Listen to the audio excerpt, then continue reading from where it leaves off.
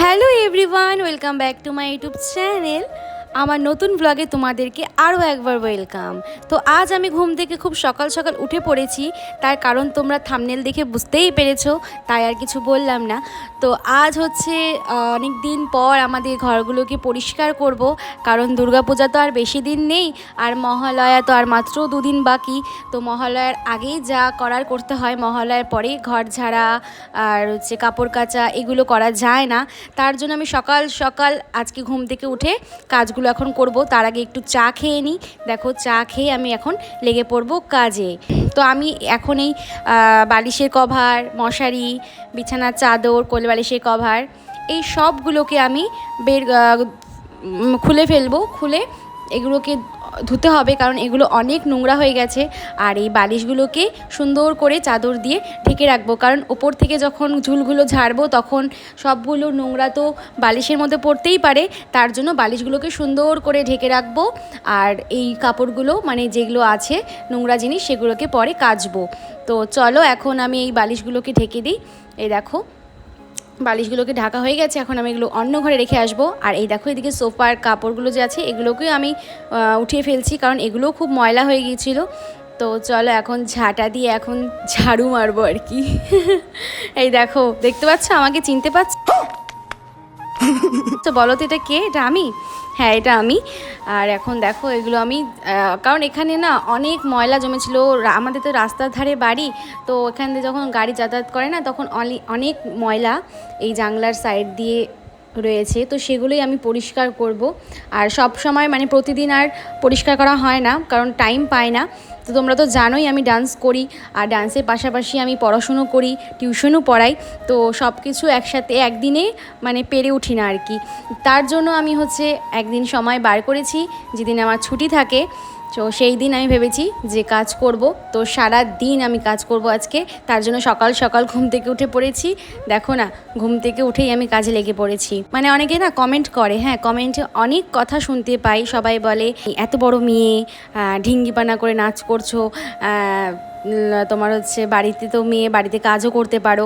হ্যাঁ, সবাই অনেক অনেক কথা বলে। তো তাদের কথায় আমি কান দিই না, কারণ আমি তো জানি আমি ঢিঙ্গিপানা করে শুধু নাচ করি না, আমি বাড়ির কাজও কিন্তু করি।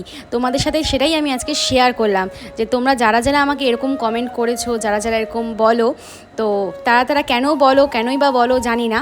আগে পুরোটা জানবে, তারপর তার সম্পর্কে কিছু বলবে, ঠিক আছে?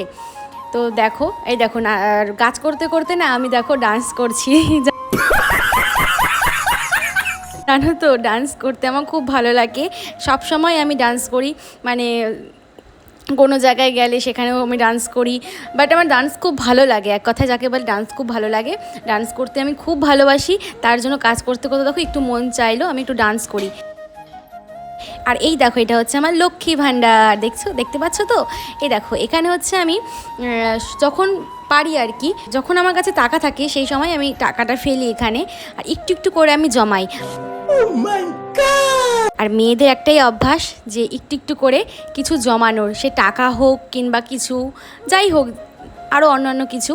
কিন্তু আমার অনেক দিনের স্বপ্ন, আমি ভেবেছি যে আমি পূর্ণ করব। তার জন্য স্বপ্নটা কি আমি তোমাদের এখন বলবো না, তবে যেদিন আমি এই খুঁটিটা সম্পূর্ণ করব, তো সেদিন আমি তোমাদেরকে আমার স্বপ্নটার কথা বলবো। অ্যান্ড স্বপ্নটা যেদিন পূর্ণ করব সেদিন তোমরা দেখতেই পারবে। তো এই দেখো, আমার মাও আমার সাথে কাজে লেগে পড়েছে। আমি তো একা এত বড় ঘর ঝাড়তে পারবো না, তাই আমার সাথে আমার মাও একটু হেল্প করছিল। দেন ঘরের আসবাবপত্র একটু এদিক ওদিক করছিলাম, কারণ দুর্গাপুজোর সময় না একটু চেঞ্জ করলে একটু ভালো লাগে আর কি, দুর্গাপুজোর ফিল মনে হয়।